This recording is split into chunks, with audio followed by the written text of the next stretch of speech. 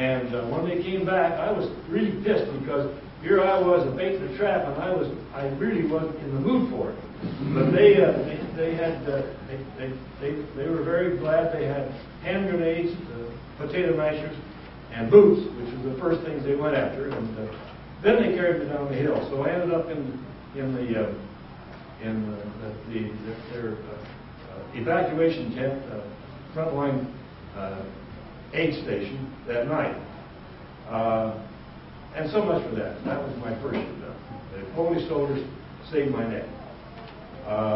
Then my next, I went on R&R for about a week and talked myself back into flying again. I bribed the flight surgeon, I think, with some mission whiskey, and was able to get flying back as soon as I could. And then lo and behold, I volunteered. Now, the old saw again was keep your mouth shut, your bowels open, never volunteer. That was the Army slogan.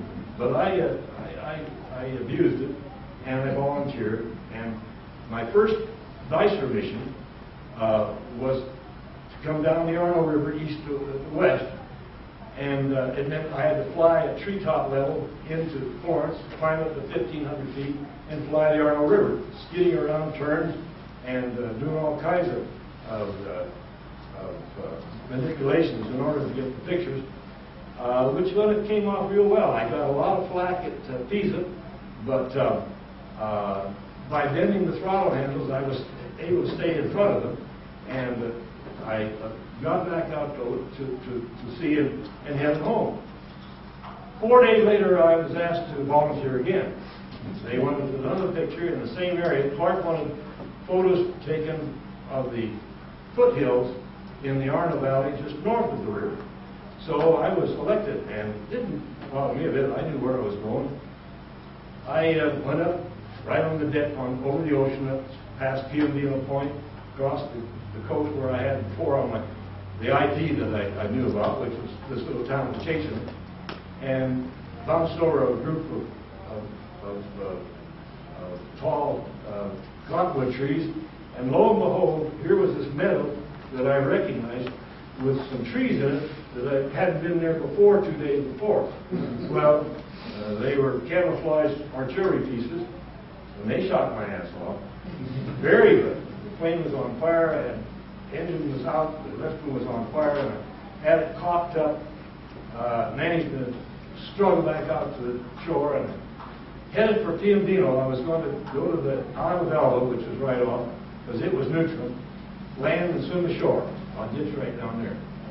They didn't make it. We got 4 miles down the beach and everything quit. So I bounced about 4 or 5 white caps. And the plane stopped, nosed up, and I got trying to get out of my chute harness. I went down with the plane, but I did get out of the harness, and I pulled the lanyard on my Mae West and bobbed to the premier out of air and bobbed to the surface. And then I was amazed how quiet everything was. There was nothing, no sound, no nothing, just waves and wind.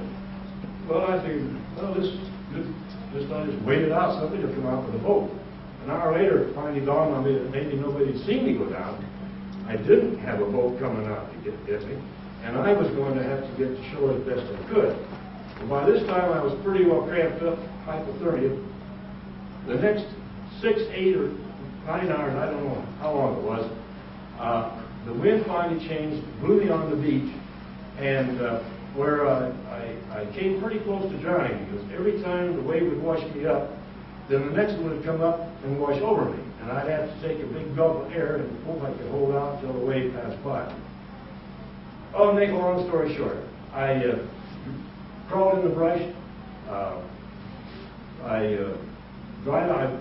hung my socks out to dry, got out my escape kit because I was obvious that I was going to have to do some walking, and got out the big silk map of the Peninsula of Italy.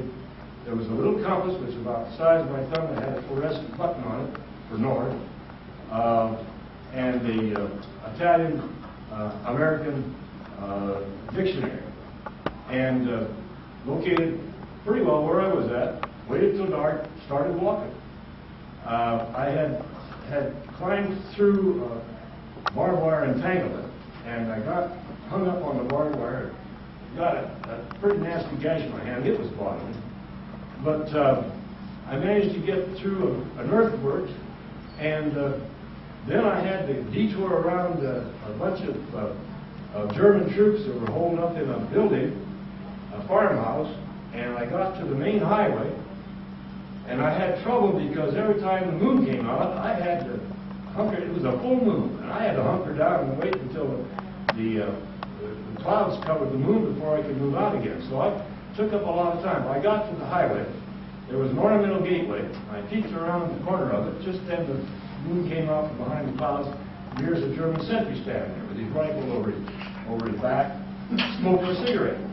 Well, he didn't see me. I think he was half asleep. And I slipped around on the other side of the gate, got to the highway, went down in the ditch as far as I could go, and waited for a break in the clouds, in the moonlight, as well as a break in the traffic. And it was solid. The Germans were pulling back. I finally got my chance, and I jumped up and started running across this concrete road, and my boots were muddy and went right out from under me. So there I was, flat on my butt. And here was a big tank coming right at me. I know it was a Tiger because of the size of it. And I didn't even bother to get it. I just rolled off the road, and I got out just in time. The tracks went by, and there's a lot of wind comes off those tracks, believe me. Especially if you're close enough to people. Well, I was. But anyhow, I kept walking. I'm pretty proud of myself because by this time I managed to evade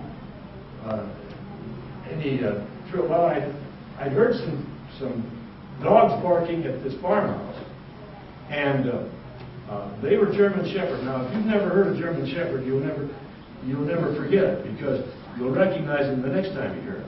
And they were German Shepherds, and I stayed away as far as I could from that farmhouse. I got into the trees and the brush and started walking. I found some water. By this time, I was pretty thirsty, and it was a mud puddle, but it was covered with scum. But I cleaned that off, pollywogs and all, and I drank until I couldn't drink any more. I walked till daylight, and I climbed into a straw pile. Figured, okay, this is great because the sun will come out, I'll be in the straw pile, I'll dry out, warm up, and I can get a good night, good day's sleep. About 10 o'clock in the morning, I heard Italian voices. It woke me up. And they were arguing. The next thing I knew, they stopped arguing. And then the whole straw pile was lifted right off of me, off to one side, and I was staring 3 pitchforks face to face right at my eyeballs. And these old these Italian farmers were as amazed as I was. And I remembered enough Italian to repeat I was an Americani, I was a pilota, the partisans would give me help. And I eventually convinced them that I was legit, but then they got into an argument. What were they going to do with it? Were they going to keep me, hide me, or were they going to give me over to the Germans? Just then 2 trucks came up the road, German trucks full of troops, and that made up their mind in a hurry. They grabbed me, we jumped in the brush, and later turned me over to, the Germans didn't see me, so they turned me over to the partisans that afternoon at a cave that they took me to. And I stayed with the partisans for the next 4 days, and a different group all the time. They eventually, I asked the leader, they all went by Nom de Guerre. You didn't know what their real name was. The Nom de Guerre of the officer that was in charge of the group that I was with the most was named Cingoli. Well, that's Italian for pig. Yeah, there he is. And that's his family. So he asked me what I wanted to do. He says, "You want us to take you through the lines, or do you want to hold up until the troops